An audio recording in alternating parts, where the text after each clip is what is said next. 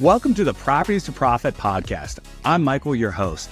Excited to share with you my journey from a six-figure job to building a successful real estate business. Each episode will explore various aspects of real estate investing, from wholesaling and flipping to managing rentals. I'll share the lessons and insights I've gained, aiming to help you avoid mistakes and achieve your financial goals. Expect guest experts, valuable tips, and practical advice to guide you on your own real estate journey. Thank you for tuning in. If you find any value in this podcast, please subscribe, share, and follow me on social media. Let's turn properties into profits together.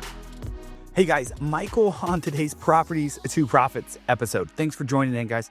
And today I want to talk about mindset. Mind is one of the most important things, and we have to learn to control it, right?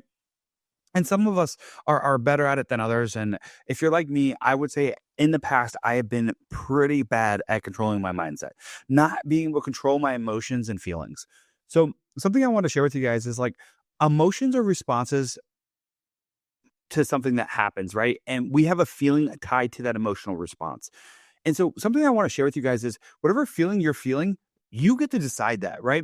Now, don't get me wrong. We may not have natural responses and feelings to certain things, but we get to decide that, hey, if you're in a relationship, you stop feeling other things for other partners, right? You stop going after other women or other men, whatever person you're into, whatever that looks like. You really control your thoughts, right? So, or feelings oh, that girl's attractive. Well, you would never say that in front of your significant other, right? And so you control those feelings and those thoughts. And let's take it to work. I was literally talking to an employee and she's like, I hate feeling sweaty. And I'm like, man, what are you telling yourself? That the byproduct of working out and getting healthy is bad? Because the byproduct of getting healthy is that you had a great workout and you sweated.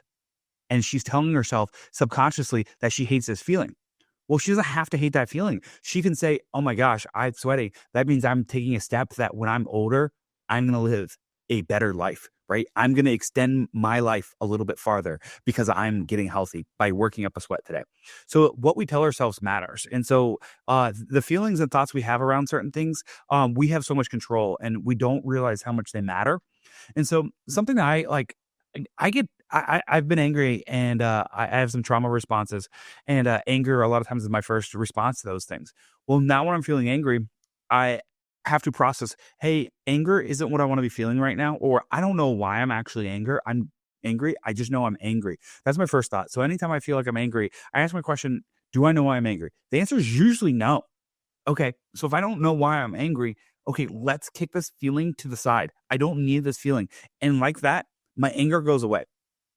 And then I can start focusing on, why did I feel that way? What made me feel that way? What happened that I responded that way?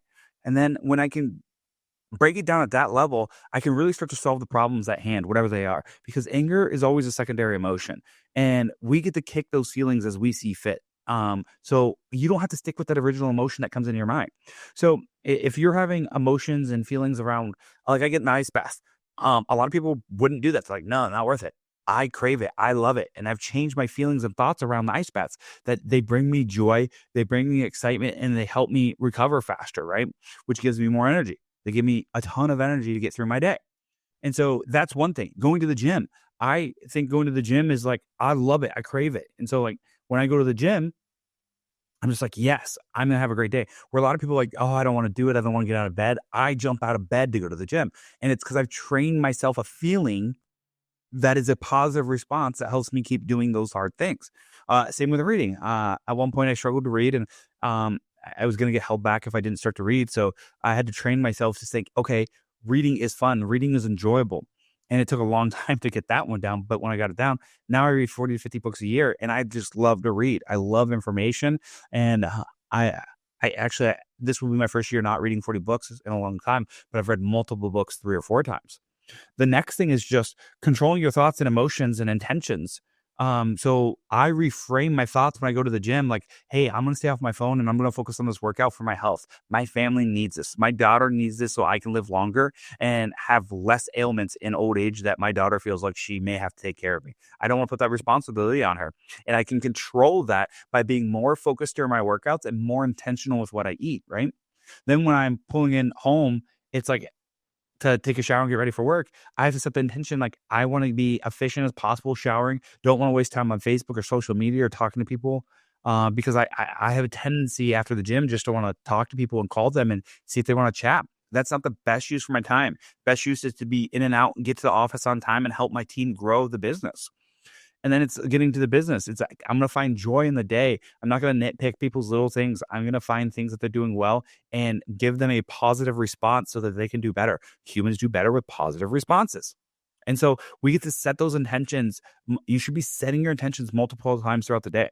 Like today, when I'm recording this podcast, I didn't know what I was going to record when I came into this. So I just set the intentions that I'm just going to put my phone down and I'm going to focus on what comes to my mind and what I can talk about. I set that intention that I wasn't going to leave here till I had recorded a podcast. And what do you know? This one, controlling your emotions and thoughts and feelings around things, came in.